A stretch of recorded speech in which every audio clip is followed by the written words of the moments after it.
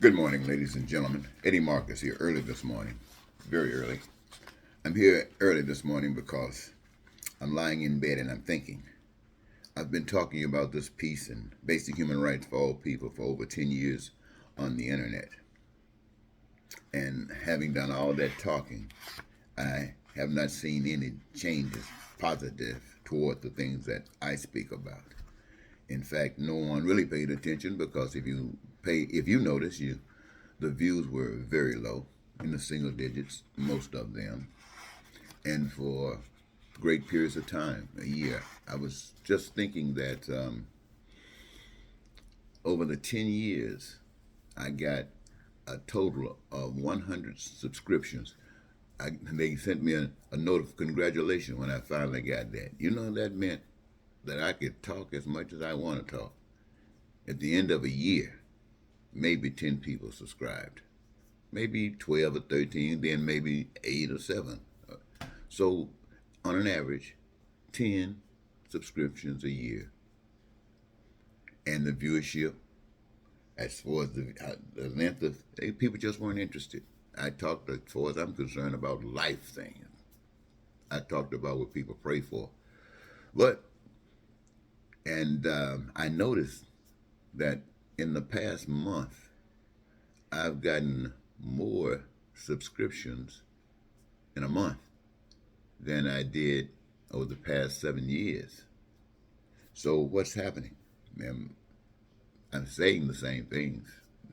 My message hasn't changed. Time seems to be reflecting some change, but is that what is going to be required?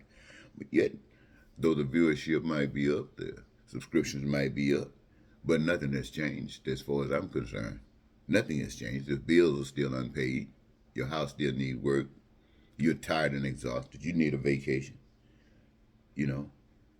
But we got to do something. We must do something different than what we've been doing. See, for all of these years we've been talking, I guarantee you the power of the universe has been speaking ever since we hear the story in the garden about following the dictates of somebody else or someone else or something else. And the voice has been out there continuously directing us back. Even in that story about the Red Sea, went out in a wilderness where nothing was there but the new people with the opportunity to create all of the fantastic things that were being generated through their minds, through their imagination, experiencing the things that they have experienced. And they were the ones who did everything as a slave anyway. But here they are now. But they're expecting, because of the message that was given, for things to just happen. And don't even mention the fact that they say manna rain from the sky to feed them. So they probably are looking for houses to rain from the sky, looking for teachers and education materials to rain from the sky. All of the things that are essential for life. Sometimes it seems as if it's just so complicated, and it shouldn't be complicated at all. You know, when we think about slavery, as if I use this for an analogy, slavery was designed for some people, not all people. It was designed for some people. Some people would be slaves, some people would be masters.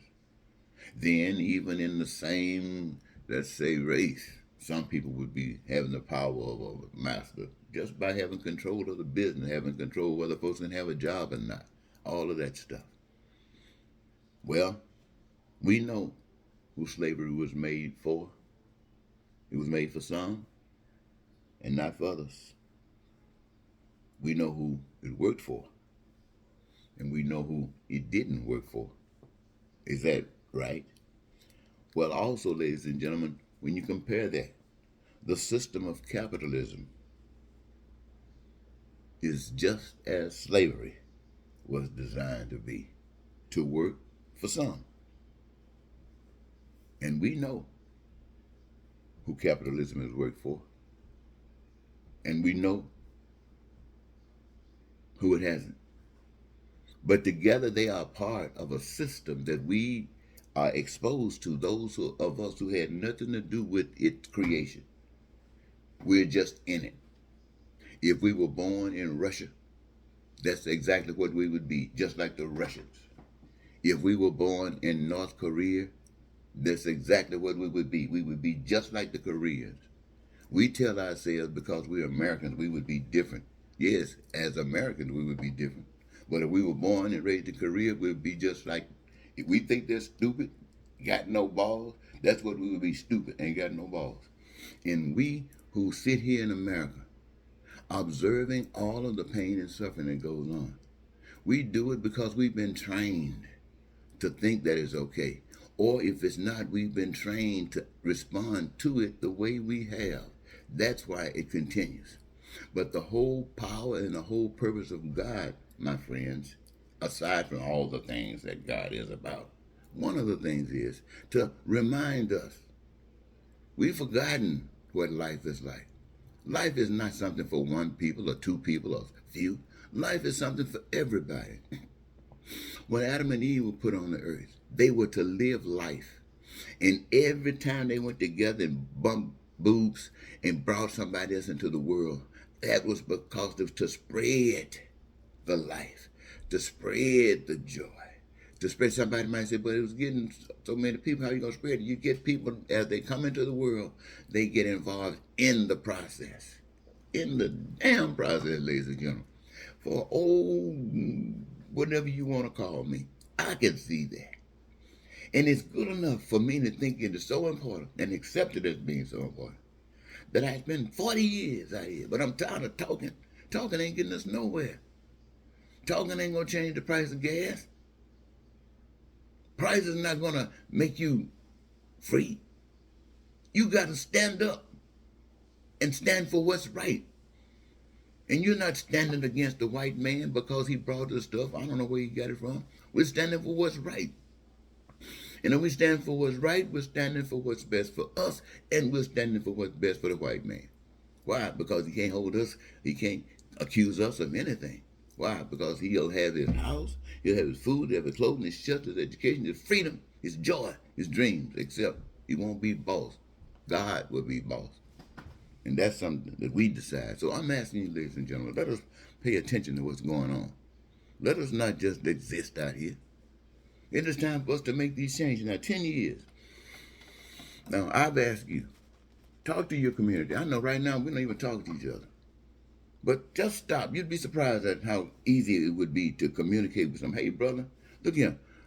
I'm living this life, brother, and it's a hell of a damn situation. Or, if not, we'll just tell it what it is. And say, what you think, man? You got an idea that could make things, that could perhaps get some light on this? Start a conversation. And you'll find out that you guys can talk about the same thing. But then once you find out you can talk about the same thing, be smart and start talking about what can we do about it. Start talking about it. You say, well, I don't know, man, but then you say, well, let's do this here. Let's talk to somebody else. When we separate, we're going to talk to somebody else today. Let's just talk to them just like we met. And do it. Next thing you know, do it. Spread this news. Get to talking about how life can be wonderful. Get to talking about life without pain. Get to talking about life without suffering. Get to talking about life without abuse. Get to talking about life without racism and hatred and bigotry. Get to talking about the life that will eradicate those little boys and going out there grabbing guns, shooting people thinking that they're doing the right thing. At least they're doing something. They were taught, and they are acting out that evil. But what are we doing for all this righteousness and all this goodness? The laws are still being changed. The people who've held up themselves as being the most evil people as we can recognize, who stood up and said, this me, are being put in office to let you know what they plan to come to do. And we can't do nothing, ladies and gentlemen, but go for righteousness. Righteousness is the only thing that can beat evil. Righteousness is the only thing that can beat evil. I don't care who you are. Well, ain't no white people gonna outsmart righteousness. Ain't no black people gonna outsmart righteousness. Ain't no women gonna outsmart righteousness. You can sit your tail down and do the right thing. What is the right thing? The thing that works for people that don't hurt them. That's caring about people as you want God to care about you. Let that God live in you and express that God through you. Then people know you know God because they know the same God. Come on, ladies and gentlemen, let us stop acting like we can't grow up. We just little cheering. Just like they taught us, we haven't changed. We just cheering. No, let's be born again. But I know you're not gonna be born again just by me saying that. I'm saying it to draw it to your attention,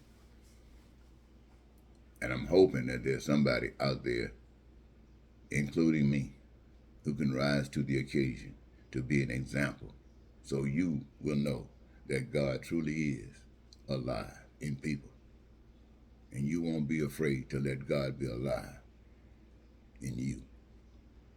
Okay, ladies and gentlemen, till next time, Eddie Marcus says goodbye.